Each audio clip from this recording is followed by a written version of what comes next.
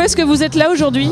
On manifeste pour nos conditions de travail, pour le manque d'effectifs aussi et pour l'augmentation de salaire. Nous sommes dans la continuité de l'action que nous avons démarrée le 4 avril, parce que nous avons des personnels de surveillance qui souffrent au travail depuis des années. Quel problème se pose aux surveillants au quotidien? Des agressions à répétition, un sentiment d'impunité dans la population pénale. On continue à mettre 4 personnes dans 9 mètres carrés, avec bien souvent sur les 4, un qui dort par terre. C'est des hommes et des femmes qui font un travail de surveillant pénitentiaire, qui souffrent, qui viennent travailler la boule au ventre, qui gèrent parfois tout seuls plus d'une centaine de détenus, où on leur demande toujours plus. Tous les jours, il y a un manque d'effectifs, donc on a de plus en plus de mal à effectuer nos missions normalement.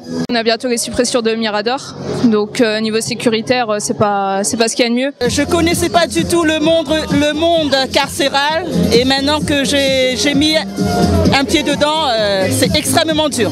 Tous les jours, c'est un quotidien de plus en plus difficile psychologiquement et notamment des moments où on a l'impression d'être un peu abandonné par la hiérarchie. Je suis désolé, mais il faut quand même en parler. Pas moins de 18 collègues ont mis fin à leur jour depuis le début de l'année, ce qui est relativement important et c'est plus acceptable. Il y a un nouveau président, il va y avoir un nouveau ministre. Nous souhaitons, bien entendu, qu'il ouvre rapidement des négociations.